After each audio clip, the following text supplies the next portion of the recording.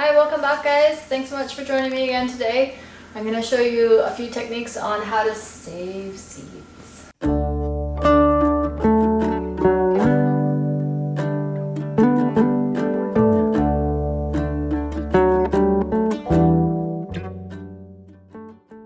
So today I want to save some seeds and show you how I do it. I'm sure there's many ways that other people do it, especially if you're doing a large quantity of tomatoes. There's many ways to do this. My favorite way to do seed saving on tomato varieties is to ferment. Not everyone does that, but I want to show you tomatoes. I want to show you how to save seeds on lemons and other citrus. Pretty much all the citrus is the same. Then we're gonna cut open this lovely cucumber I grew last. It's getting pretty gnarly, getting pretty old, but this is cucumber I grew last summer, and we're gonna cut that open and save those too. And we're going to try to get to the pumpkin, and then we're going to talk about apple seeds as well. And I'll show you what the saved seed looks like once it's dried and packaged up in your seed collection. So here we go. So we'll start with the lemon. What we're going to do actually just to start with is we're just going to juice the lemon, and we'll catch all the seeds and the little holes there. So it makes it really easy actually. And don't worry about it if you cut a few in half. That's okay. It's just kind of par for the course. It's the way it goes. So we're just going to cut it open, and then we're going to juice it. If you don't have a fancy juicer, just juice it with your hand into a cup or whatever you've got, and then pick the seeds out. The main thing with citrus is they are tropical, so you don't let them dry out. You dry out most seeds. That's the main thing you're trying to do with most seeds. With citrus, with lemon especially, you're trying to not let them get dry at all. Once they dry, then they're done, and they're not going to sprout for you. So just from that half a lemon, we've got about 2 seeds in there. I don't know if you can see that. 2 seeds in the top there. But I'll juice the rest of this, and we'll see how many we get out of this total lemon. Lemon seeds are really fun to grow, and citrus in general. I'm kind of a fan of citrus, the citrus family.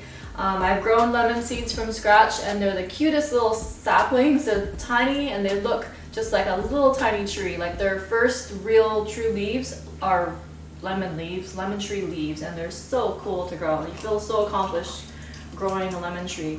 In Canada it's a little tricky, but luckily I'm in British Columbia and we have pretty good weather. So if you bring your trees in during the winter, they can survive pretty long. So I've got the whole lemon juice now. We've got about half a dozen seeds in there. And what I'm going to do is, there's a couple things you can do. I've tried just leaving them in water, but right now I've got a wet paper towel, and I'm just going to put them on the wet paper towel. And as long as you keep the paper towel wet, then in a few, I would say a week, 2, maybe 3 weeks depending, you're going to have these little seeds, and they're really hard to get out of here. You're going to have these little seeds sprouting right in the paper towel. The other idea, or the other technique you can do, is just plant them right today in the soil. But you'd want to do that in your cells, in the soil, in your seed starting mix, your substrate. You'd want to put them right into that and make sure it's watered really well. But if you're curious about the germination, this is just a store-bought lemon. I didn't grow this lemon. If you're curious about the germination level or rate of your lemons, or if they're even going to germinate at all, you can try this in the paper towel, and then you'll see, oh, I did 10 seeds or whatever, and only 3 of them germinated. I'm going to try a different batch and not wait, right? So that's one way you can do it. The other thing I would suggest is buying organic.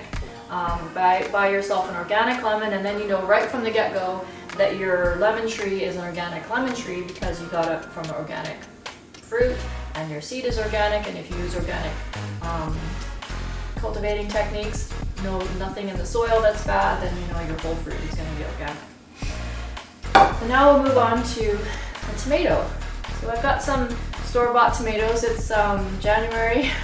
My tomatoes aren't even ready yet at all. They're not even sprouting. So these are just store-bought tomatoes, but during the summer I usually have a bumper crop to harvest, and there's so much tomatoes to deal with, and you're trying to save seed while you're dealing with all the tomatoes and you're still working on your garden.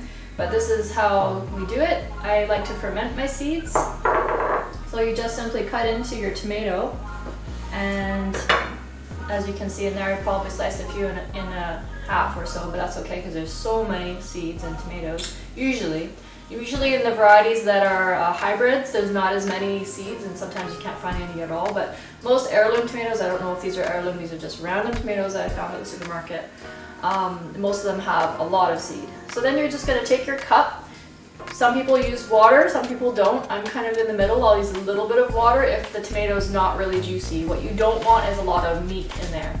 So tomato seeds are a gelatinous seed, kind of like basil or chia, but these ones actually are really gelatinous when you're saving them. But you can just squeeze your tomato and you can go ahead and make your pasta sauce or whatever you're doing, and use the rest of the tomato up. Some people just throw out the tomatoes. I like to try to save everything, but squeeze your tomato juice in here, and as you can see, all the seeds will be in there on the bottom, you can see. And what needs to happen is we need to ferment that jelly coat off the seeds. So if you don't have it fermented off, your seeds could get moldy in the package and sticky and not do well. Some people don't mind. I like my seeds as dry as possible, and the fermentation process is really easy, so why not do it, right? Just squeeze all your tomatoes in there, and what's really important is you want to know what kind of tomato you're planting. So make sure you label your tomato. You can either put the label on the cup or however you want to do it. This is how I do it. I just write the tomato variety on there if I know it. This is obviously unknown. Don't be afraid to say it's unknown. If you don't know it, just say unknown. At least you know it's a note for yourself, right? And then just put it on there. You can put some water. You can add some water, not too much. I wouldn't say not even 50% of what the liquid is there. Just a little bit. And the more water you add, the longer it's going to take to ferment. The less water you add, the quicker it ferments. So you can add some water if you want, but just a little bit. And then you want to keep the bugs out. You want to keep other stuff from falling in. So I just take a rubber band. I save the rubber band from the broccoli. It's always good to have rubber bands in your kitchen, and just put it on there like that. And then if you swirl it, give it a swirl every day. Put it on your windowsill or just someplace where the cat's not going to knock it over or whatever. And give it a swirl every day, and within a couple days, even tomorrow morning, there might be a scum on top and it might have a smell, but you know, it's safe in there. It's not going to be gross all over your kitchen. So the scum is what you need. The scum is the fermentation process. And when you're done, it's going to take about a week. Maybe you can leave it 2 weeks if you've got a huge quantity. Just give it a swirl every now and then. But when there's a lot of fermentation happening, there's kind of a crust. And you want to dump that off. And what's going to happen is the viable seeds are going to sink to the bottom. And the dead seeds, the ones that are underripe, baby seeds, whatever, they're not any good, they're going to stay on the top with that scum. So you can just dump off the scum and you can refill it. And you can get a sieve and drain it out, and keep doing that until you're sure, like you just test the seed, make sure there's no jelly coat or very little jelly coat on there. Once you're done that, so that's after 2 weeks, once you're done that, grab yourself a paper plate. Do not use a paper towel. It will stick to your paper towel and you won't get it off. Grab a paper plate and smear your seeds that have been drained from your sieve. Smear them on the plate and just leave it to dry. Try not to do it in the sun. You can do it in the sun for a few minutes if you want to speed up the process, but put it somewhere dry, lots of ventilation, and smear it out as thin as you can, and then come back the next day and your seeds are ready to package. And this is what they look like once they're done. So I've had a lot of success this year with Moneymaker. Sorry, last year, it's already 2021. So this is what your Moneymaker seeds look like. Try not to get them all gooey here, but this is what your seeds should look like once they're dried, once they're fermented, and you can even kind of crunch them, roll them between your fingers, and what will happen is they'll stick together, but when you roll them, they're really what is the word I'm looking for? They're not going to break. If they stick together and you roll it in your finger, it's not going to break them. It's just going to separate them so you know how many seeds you've got there. Try to plant one seed at a time, but not everybody does, and that's okay. But that's easy. Tomatoes are easy. Everybody is so, how do I do tomatoes? They're not hard to save at all, and I suggest saving as much as possible. Of course, if you want the exact same tomato, you need to save heirloom tomatoes. It's not, you're not gonna always get the same if you plant a hybrid tomato, right? And you can Google a list if you're wondering, is my tomato hybrid or heirloom? Just Google it, and there's lots of lists, a master list out there of what hybrid tomatoes are and heirloom tomatoes. Okay, so here are some apples. Should we save these seeds? Do you think Johnny Appleseed did a good thing by running around the States and planting tons and tons of seeds? Some say yes, some say no, but I can tell you right now, apple farmers don't do that anymore. Apple farmers graft their apples from known varieties, and because what happens is all the seeds in apple are a surprise. You don't know what kind of seed you're gonna get when you plant an apple seed. It could be fantastic, it could be the best apple you've ever eaten, it could be absolutely disgusting and not even edible.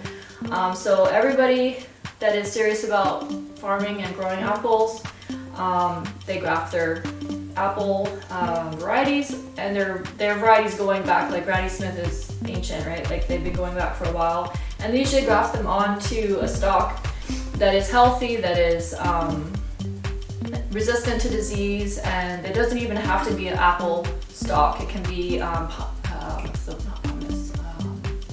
Can't think of the word right now. But yeah, people graft them, and you can graft multiple varieties of apples onto the same tree. That's fine, and even pear is the same thing. And I'll show you how to save your seeds from your cucumbers. Cucumbers, pickles, all the same. They're in the Cucurbiaceae family, so they're going to be similar to pumpkin, but not exactly.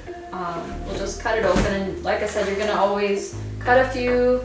There's not a lot you can do about it because you're not going to peel the thing apart, right? So you have to cut it. Once again, these are also a little bit jelly, but they don't have the jelly on there as much as a tomato. Tomato is really hard to get off. These ones you can just rinse them and spread them onto a paper plate. Spread them onto your paper plate and let them dry as long as they need to dry. I need kind of like I can put them on here just to show you what they look like. So you're gonna have lots of seeds like that. They do look really immature, but this has been hanging around for a long time, so I'm pretty sure these are mature. And cucumber seeds look a little bit odd for being in the Cucurbiaceae family. Pumpkin seeds are really pronounced, but these look really paper thin. But I'll show you what they look like when they're dry. They look basically the same, right? So this is the cucumber. These are actually pickling cucumbers, but it's the same thing. This is the cucumber seed when it's all dry, and it does look very, very similar. So if you're worried about it being immature, you can also do a germination test just like we did with a lemon. But to me they look quite identical, and I'm not too worried about that. But once again, I don't know the variety of this cucumber, so I'm just doing it for a demonstration, and that's how you save seed there. So that's some seed saving techniques for you. I hope that helps. Peppers are really easy. You just basically do the same thing as the cucumbers. You don't need to ferment them. But most of the seeds are actually pretty easy, like beans, really easy. The main thing you need to be sure of is that your seed is dry. And if you need to add a desiccant to your package, do it. Use rice. If you need to, most people try to put their seeds in paper, which is a really good idea. You can do like some origami, you can package them in newspaper, you can get little paper envelopes.